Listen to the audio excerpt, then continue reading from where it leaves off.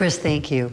Well, South Carolina is moving one step closer to closed primaries. That means voters would have to register with a particular political party and then could only vote in that party's primary. This weekend, SCGOP leaders voted to change the party's rules that would pave the way for closed primaries. Our Nate Stanley spoke with state leaders today, and he joins us live now with the details. Nate.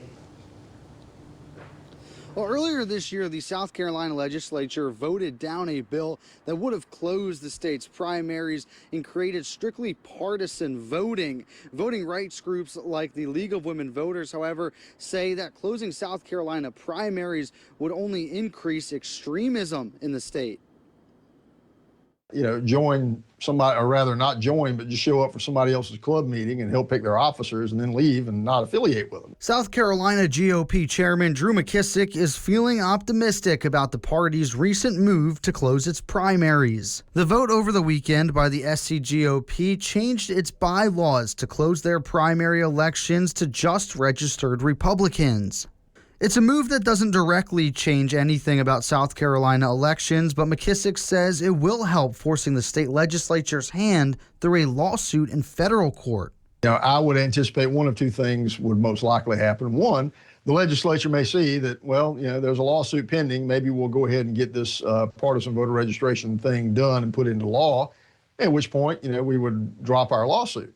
Or we get a favorable result from a federal judge, and a federal judge orders the legislature to provide for partisan voter registration. Lynn Teague with the League of Women Voters says closing primaries could disenfranchise voters across the state. But we do know that if you close the primaries, it will lead to some degree of emphasizing the extremes. And that's not good for anybody.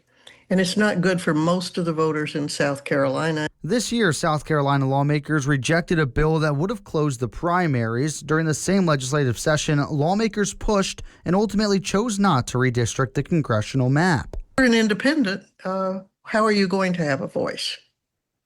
If you are a moderate of either party and believe your party's candidate is too extreme, what are you going to do? Redistricting and closing the primaries or other things that would contribute to more extremism are sort of a interlocking system.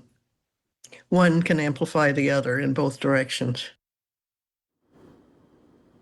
And as far as independent voters go, McKissick says they would still be allowed to vote in a Republican primary. However, they would automatically be registered as Republicans by doing so. He also says that federal lawsuit could be filed as early as this upcoming Monday, July 6th. Of course, we will keep you updated as this progresses. Reporting in Greenville, Nate Stanley, WYFF News 4.